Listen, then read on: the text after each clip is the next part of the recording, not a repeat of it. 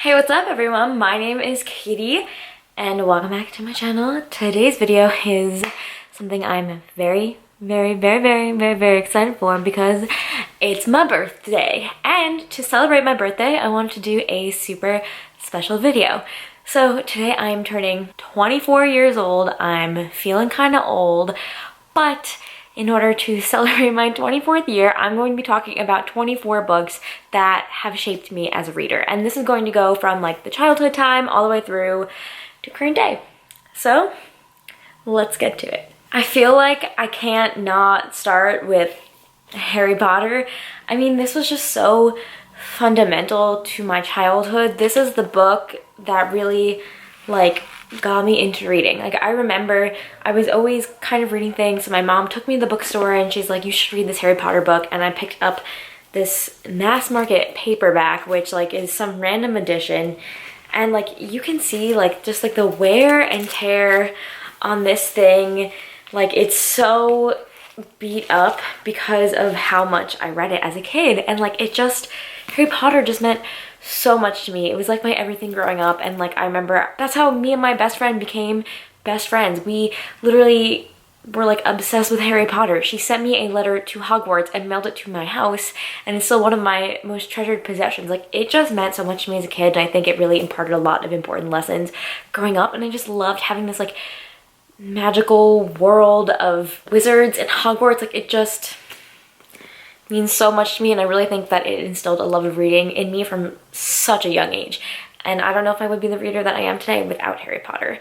So it just has such a special place in my heart. The next series, so number 2 on the list, is A Series of Unfortunate Events by Lemony Snicket.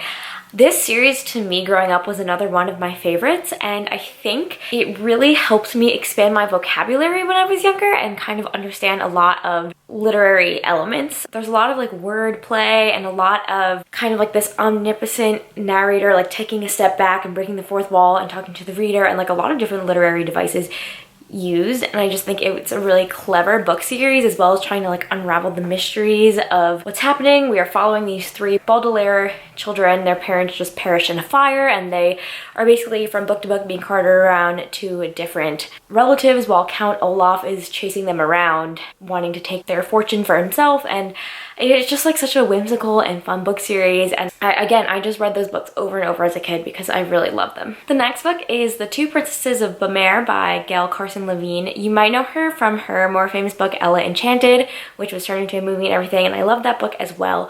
But I had read Ella Enchanted and I really liked it, so in the section of Barnes & Noble where all the Gail Carson Levine books were, I picked up Two Princesses of Beaumere, and this basically follows 2 sisters who are princesses, and the older sister is more brave, and the younger sister, Addie, is just so much more timid, isn't really as adventurous and outgoing, isn't the heir to the throne or anything. And then when her older sister becomes sick with the plague, she must kind of come out of her shell to go and find a cure for her sister. And I think that this book taught me a lot as a kid about, overcoming your fears and getting yourself out there and doing something that makes you scared, kind of to be courageous even in the face of fear. And I think as a kid, that was such an important lesson for a book to impart on me. And again, that's a book, I must have read that book at least 10 times as a kid.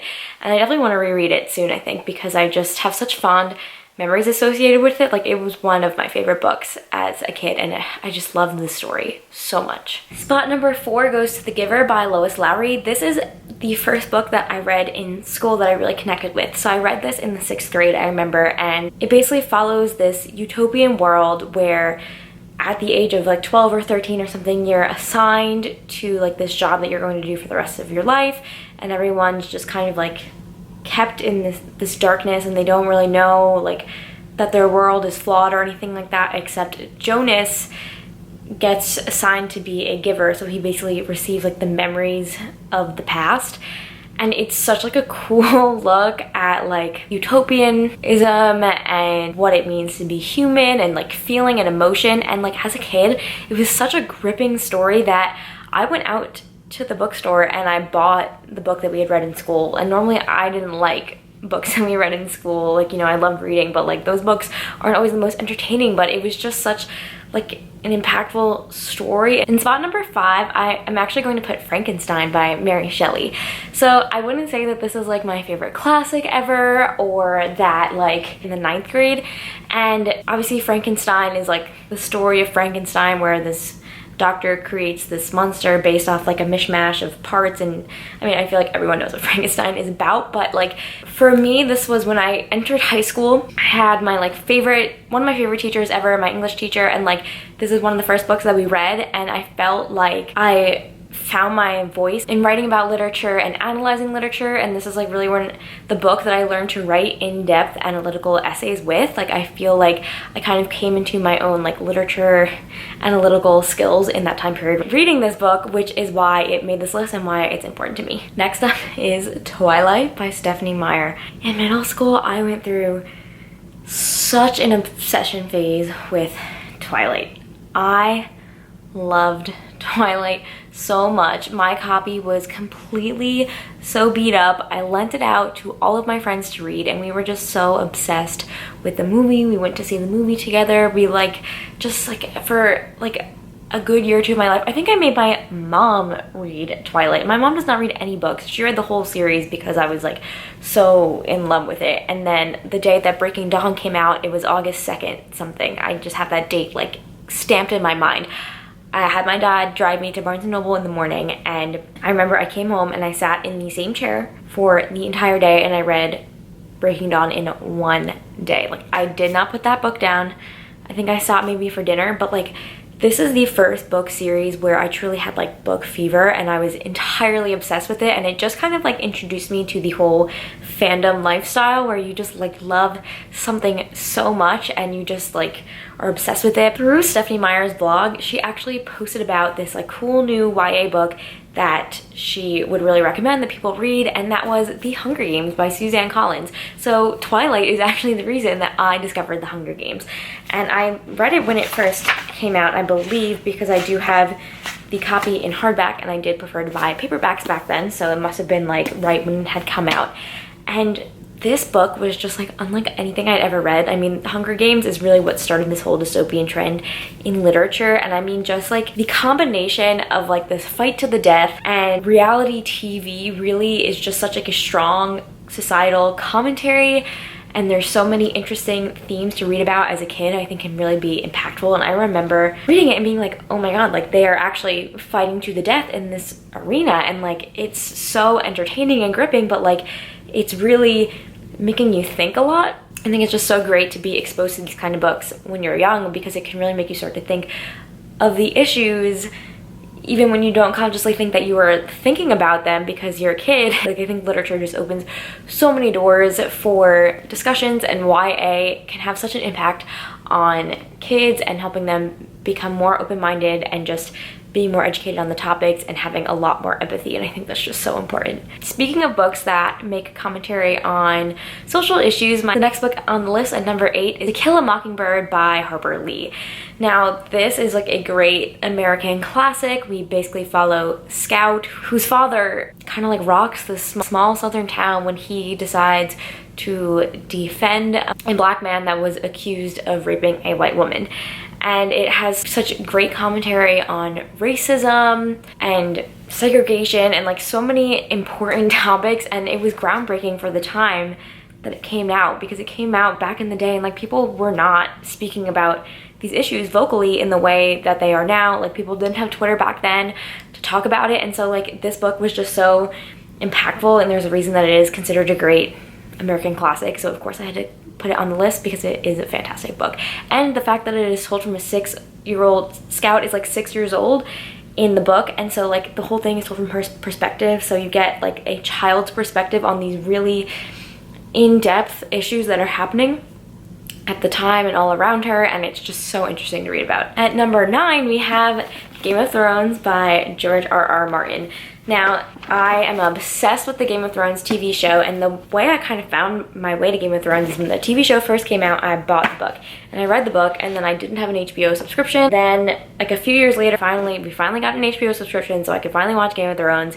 And I watched the entire TV show up to like the current season, and then I went back and read the books, which is very interesting to me because that is not usually the way that I operate. The reason that this is on my list and that it impacted me as a reader, because this is the first adult high fantasy series that I conquered, and it took me like a whole summer to read all of these books, but I adored them. I love Game of Thrones, and I can't believe it's almost over. The next book I want to talk about is actually one that I don't think I've ever discussed on my channel, and that is The Disappearing Spoon by Sam Keane.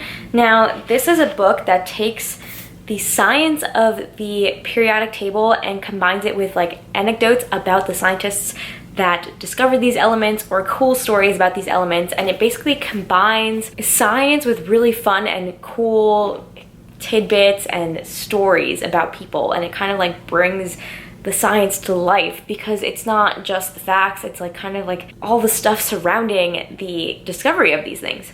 Just loved that we get this combination of fun and science because I am a scientist, like I love science. So it just like, once I saw this book, I was like, oh, like you can make science fun, and I just like adore this author, and I love all the books that he's come out with in this like kind of series that he has going. They're fantastic, so if you like science, definitely check it out, and even if you don't like science, check it out. The 11th book on this list is Outlander by Diana Gabaldon. I adore Outlander so much, and the reason that I found out about the series is because my parents watched the TV show and told me they loved this TV show and that it was based on a book series and I should maybe read the books. So I said, sure, why not? And I bought the books when I was in college, and I really I think I read this book in a day and a half. Like, I just started it and I could not stop reading. It is a drama that follows a 1940s World War II nurse when she gets transported back in time into the 1740s Highland Scotland, and like it's just a story about like this lifelong love and what it means to like love someone through time, and it's just this beautiful story. This book series has my heart, and the TV show too is just like absolutely phenomenal. And again, it's like a book series with a lot of books, and so like this is the first like adult historical fiction, like kind of fantasy but more historical fiction series that I was able to tackle, and I'm really proud of myself that I was able to read all of these ginormous books, you know, with a tiny text, and I just adore this story so much because it is beautiful. The next up we have Clockwork Prince by Cassandra Clare, which is the second book in the Infernal Devices series. I love everything Shadowhunters. I'm Shadowhunters trash.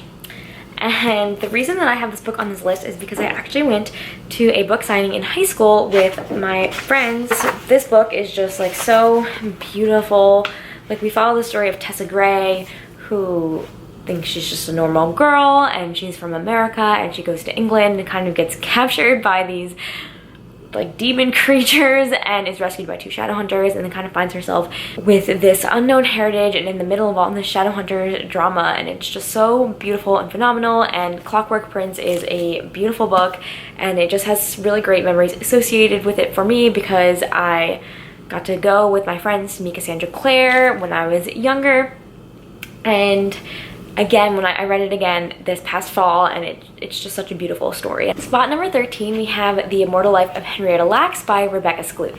So if you have ever worked with cells in a lab, you have probably heard of HeLa cells, and that stands for Henrietta Lacks. Basically what happens is Henrietta Lacks was a black woman in the 1950s who had cervical cancer, and the doctors took a sample of her cancer cells and they were able to grow it into an immortal cell line, which basically means that these cells won't die, whereas normally when you take tissues from humans, you can get the cell line so far and then it will die. So you want an immortal cell line in research so that you can continually researching the effects that a certain medicine will have on human cells, which is a really, really important discovery. But the thing is these cells were taken from Henrietta Lacks and her family never knew.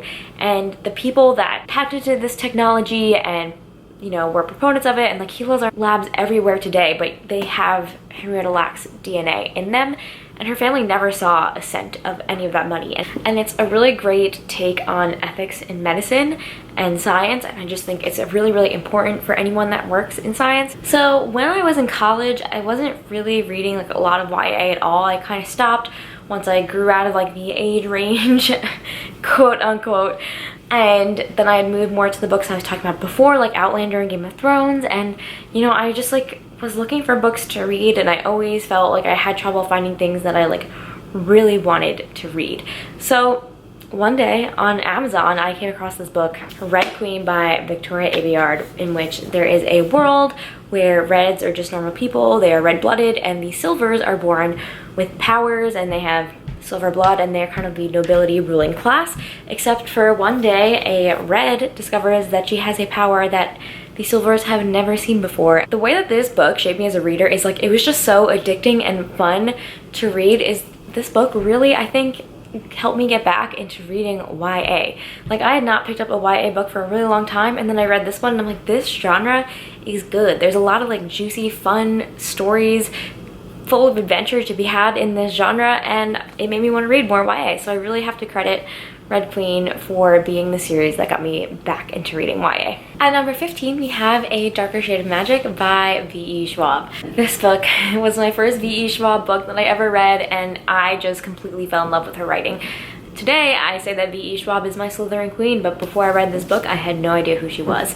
And A Darker Shade of Magic is a book set in a world where there are 4 parallel Londons, each with a varying degree of magic, and we have Kel, who is a blood magician and the only one that can traverse all of these worlds, when he comes across a pickpocket Lila in our magicless Grey London, and adventure ensues. And this book just like gripped me from the beginning, and it got me into adult fantasy again. Like, I had been on a really big YA fantasy kick, and then I read this book and I realized it was adult fantasy, and it just made me want to get into more adult fantasy. It just transported me to this like other world that was just so amazing to read about, and it really made me fall in love with V.E. Schwab's writing, and now she is one of my complete favorite authors. Next is Illuminae by Amy Kaufman and Jay Kristoff. This book is basically told in dossier format, so you have like a flip through of all these like different like files and like cool looking pages, and like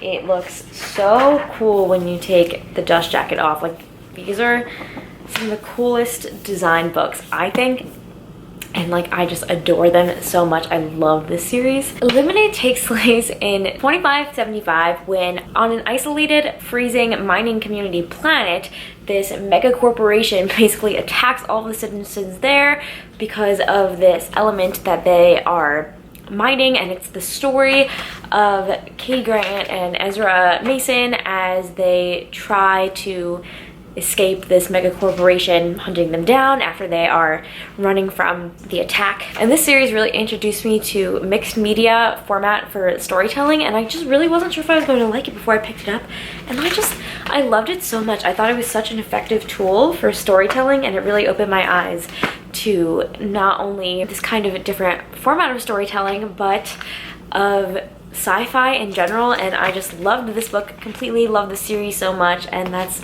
why I made the list. Next up is the A Court of Thorns and Roses series by Sarah J Maas, but in particular, A Court of Mist and Fury. This book is just like so beautiful, and like this beautiful romance. I just binged this entire series. Like, I could not stop reading. In A Court of Thorns and Roses, we follow Feyre, who is a human and accidentally gets transported to the fairy realms when she kills a fairy without knowing it, and things ensue from there. It's a Beauty and the Beast retelling, and it's just a phenomenal series. And like, I don't know, like, this book is on this list because I'm complete trash for it. Like, I'm just trash for it. I think when an author can really make you feel connected to characters. Ooh, do I have the same hair color as Feyre on the cover? Whoa, I do. All right, I'm Feyre now. The reason that A Court of Mist and Fury especially made this book is that she portrays mental health struggles a lot, and kind of overcoming these difficulties that you can have, experiencing like PTSD and depression and all that, just like so beautifully. And I think that like those mental health struggles in a fantasy setting is not something that is often explored, and kind of in the face of this like beautiful romance, and just like learning how to like come into yourself and overcome these struggles is just such like a powerful story, and really the reason that this book resonated with me. And of course, next we have Throne of Glass by Sarah J Maas. I mean, this whole series I just absolutely adore, and I have a reading vlog where I read the whole series in 2 weeks, so I just read this straight through. And Throne of Glass is the story of Selena Sardathian, the Empire's most fearless assassin. However, she was captured and spent a year in the salt mines of Endovir when she was brought back to the capital of the kingdom to compete to become the king's champion, aka the official assassin of the empire. And this series just starts out kind of like as a typical YA, and then just as it goes on completely expands in scope, and as the world expands we just like learn so much more about the character, and it is just such a journey following Selena's character arc. Like, so many things happen and there's so many other characters that have wonderful arcs, but it's just like a story about learning to fight for what you believe in and coming into your own identity, and it's just so like gripping and amazing, and I just like, the series just means a lot to me and I love it a lot. And I'm certified Sarah J. Maas trash. Next up is Strange a Dreamer by Laini Taylor. This is a book following Laszlo Strange, who is a librarian, and he has dreamed about the mythical city of Weep his whole life. He's always researched it, and when a caravan comes into town saying that they are going to take people to Weep, he jumps at the opportunity to travel with them. And that's about like all that I'm going to say about this book, even though there's just so much more, but it's something you need to discover for yourself. And this book just touched my soul in such a way. I don't know how to describe it, but like I identified with Laszlo so much. Like, he's a researcher. I'm definitely a researcher. Like, when I am obsessed with something, like I just need to know everything about it, and he kind of has these like life's obsessions realized when he gets to go to the city of Weep. And it is written in such a lyrical way. It just like feels like music when you're listening to it. It's like music to your ears reading the lines of this book, because they just flow so well, and it just kind of reinforced my love of reading. And also I just saw a lot of myself in Laszlo, and this book is just really meaningful to me. And I also feel like it should make the list because this is like my first rare book search steal. I found this book for like 30 bucks online. It has the blue sprayed edges. Was a complete mystery to me how I even was able to score this, but I do have a video on finding rare books if you are interested in learning more about how I got this book. But yeah, it means a lot to me because it's one of my favorite books. Next up is Clockwork Princess by Cassandra Clare. I already talked about the Infernal Devices earlier, but I just needed to include this book on the list as well because I identify with Tessa as a character so much. She, unlike a lot of other people in the Shadowhunter universe that use like their strength and their skills in fighting, Tessa uses her brains and her courageousness and her kindness to be a hero, and I just think that's so admirable. And like, she loves to read and she's empathetic, and I just feel like I identify a lot with her as a person. And just reading about her story in this last book in the trilogy and the way that it ends was just completely heartbreaking to me, and I just like love this book so much, even though the ending makes me kind of sad, but in like a beautiful way. And I don't know, just like the Infernal Devices in general just means a lot to me as a book series, again because I just feel like I identify so much with Tessa. At 21 we have The Diviners by Libby Bray, and the reason that this one is on the list is because it's the first book that I listened to on its own, like on audio. So it's the first ever audiobook that I listened to that I hadn't previously read in print. And this book is set in the 1920s with these people known as diviners that have like these special powers. So it's in urban fantasy, and we follow Evie O'Neill, who's like spunky and leaves small town Ohio to big city New York. And it's just like a fantastic audiobook. It really has like the very spooky Halloween vibes. And since this was like the first ever audiobook that I read, I just love it so much, and I'm really glad that I chose that book as my introduction to audiobooks, because now I listen to them all the time and they are like essential to my reading. Whereas before that, like I wasn't even sure if I was going to like audiobooks for reading, and it's been a really great experience incorporating audiobooks into my reading life. Next on my list is The Seven Husbands of Evelyn Hugo by Taylor Jenkins Reid. This follows famous celebrity Evelyn Hugo and is basically a memoir that she's telling to a journalist about her life and her 7 husbands. And this book I listened to in audio, and I think it just really showed me how a character can come to life to a reader. And like, I just had such an emotional connection to the story, even though I didn't always like Evelyn as a main character. I adored her at the same time, if that makes sense. And I think it just showed me that like adult fiction is not like a genre that I need to be like scared of, and there's still really great stories to be found, and just like how phenomenal this story was, and just like the connections that you make to the character. I had to include it on this list because now Taylor Jenkins Reid is becoming maybe one of my new favorite authors. At number 23 we have The Priority of the Orange Tree by Samantha Shannon, which is a huge old book. And I just read this one this past March, and it's a standalone epic high fantasy adult following 3 women a queen without an heir, a handmaid that is secretly a mage sworn to protect this queen, and a dragon rider. And that's kind of all the summary gives you, and that's like all I really want to say. But this book just has so much more. Yes, it has dragons, but it just painted such like a vivid, unique, fully fleshed out world with all these different religions, and really showed like the conflict between nations and how it can affect the citizens of these nations. And there was a really great female-female romance, which we don't get a lot in adult high fantasy, and also it's an adult high fantasy standalone written by a woman. And I just think that this book has so many important accomplishments for it, going for it, but also like it's just fantastic. And I think that this book really just like opened my eyes to all that adult fantasy can be and what I'm looking forward to adult fantasy becoming. With that being said, book number 24 is a recent read, and that is Nevernight by J. Kristoff. This book is so good. We follow Mia Corvair, Mia Corvair is the daughter of an executed traitor who joins the Red Church to become a fully fledged assassin and extract vengeance on those that murdered her family. And this book just, again, is another book that really showed me all that adult fantasy can be. I mean, we follow Mia, who is a woman, and it's just so cleverly written. There's a lot of structural choices that really make the story work, and I was just so like enamored by this book, and I just adore this series so much. Like, I had to include it on this list because I just think that it is really helping me discover like what I love in books. When I open a book and read, I want to have that feeling that I have when reading the Nevernight Chronicles. I just think it's an amazing series and so cleverly done, and I just adore it with everything. So that is my list of 24 books that have shaped me as a reader in my 24 years of life. It was definitely a really hard list to put together because there's just so many books that have meant a lot to me.